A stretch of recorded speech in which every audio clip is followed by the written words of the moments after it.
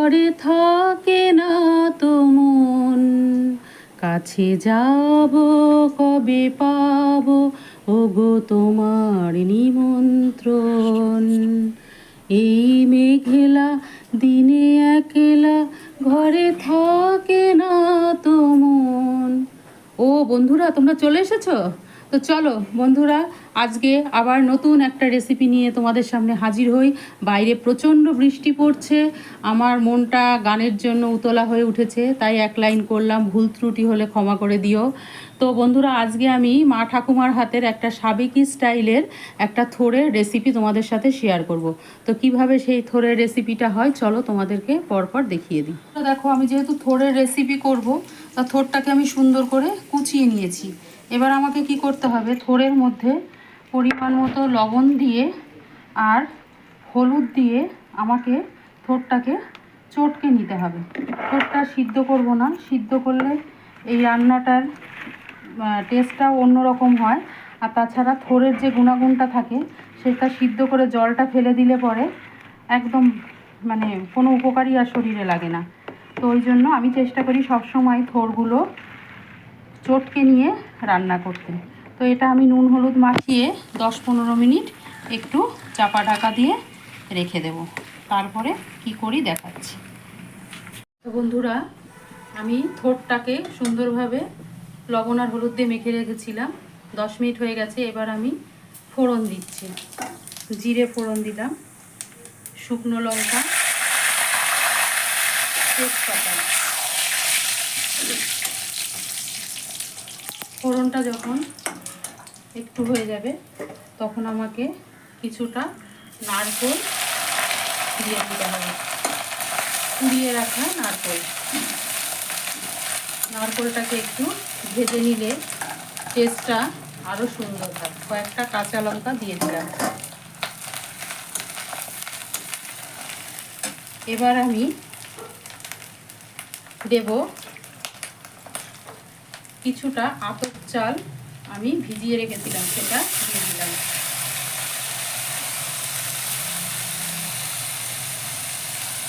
অসম্ভব সুন্দর খেতে হয় বন্ধুরা এই রান্নাটা যদি নারকেল দিয়ে করা যায়। অনেকে নারকেলটা পরে দেয়, কিন্তু নারকেলটা যদি ভেজে নেওয়া যায় তাহলে কিন্তু টেস্টটা একদম অন্যরকম হয়। তো আমি চালটাকে একটু 1-2 মিনিট ধরে ভেজে নেব। চালটা আমার ভাজা হয়ে গেছে। এবার দেখো, আমি থোড়টাকে ভালোভাবে চিপে রেখেছি। নুনটা মাখলে পরে প্রচুর জল বেরোয়, জলটা দেওয়া যাবে না। এবার আমি এটাকে একটু 2-1 মিনিট নেড়ে নিয়ে তারপরে বাকি মশলাগুলো এটার মধ্যে এখন মেশাবো। তো থোড়টা আমার একটু ভাজা হয়ে গেছে। এবার আমি 1 চামচ জিরে বাটা, 1 চামচ ধনে বাটা দিলাম, আর দেব 2 চামচ মতো লঙ্কা বাটা। এবার দেব কিছুটা হলুদ। এরপরে দেব লবণটা বুঝে দিতে হবে, কেননা যেহেতু মাখার সময় লবণ দিয়েছিলাম, তো চাল দিয়েছি পরে, একটু তো লবণ লাগবেই। খুব সামান্য বুঝে পরে চেক করে আবার লবণটা দিয়ে দেবে।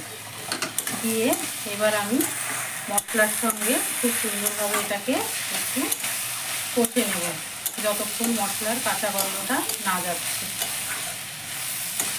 তো বন্ধুরা দেখো, আমার মশলাটা খুব সুন্দর কষে গেছে, কড়াই থেকে ছেড়ে যাচ্ছে। এবার আমাকে দিতে হবে পরিমাণ মতো জল। চালটা সিদ্ধ হবে সেরকম বুঝে জলটা দিতে হবে। ব্যাস, এবার আমি গ্যাসটা একটু সিমে করে দেব, না হলে জলটা শুকিয়ে যাবে, চালটা সিদ্ধ হবে না। এবার আমি ঢাকা দিয়ে দেব 5-7 মিনিটের জন্য। বন্ধুরা দেখো, আমার রান্না একদম কমপ্লিট। এখন আমাকে যেটা দিতে হবে সেটা হচ্ছে একটু চিনি। এই রান্নাটা একটু মিষ্টি মিষ্টি হয়। চিনিটা প্রথমে দেবে না, তাহলে চাল সিদ্ধ হতে প্রবলেম হবে। চালটা সিদ্ধ হতে চায় না প্রথমে মিষ্টি হলে। এবার দেব একটু ঘি, তারপরে দেব একটু গরম মশলার গুঁড়ো দিয়ে এবার এটাকে আমাকে সুন্দরভাবে মিশিয়ে নিয়ে ব্যাস। তো বন্ধুরা, আমি যে প্রসেসে এই থোড়টা করলাম তোমরা কিন্তু অবশ্যই বাড়িতে ট্রাই করবে এবং আমাকে কিন্তু কমেন্টস করে জানাবে কেমন হয়েছে। তো আমার থোড় একদম রেডি, এখন আমি পরিবেশন করব।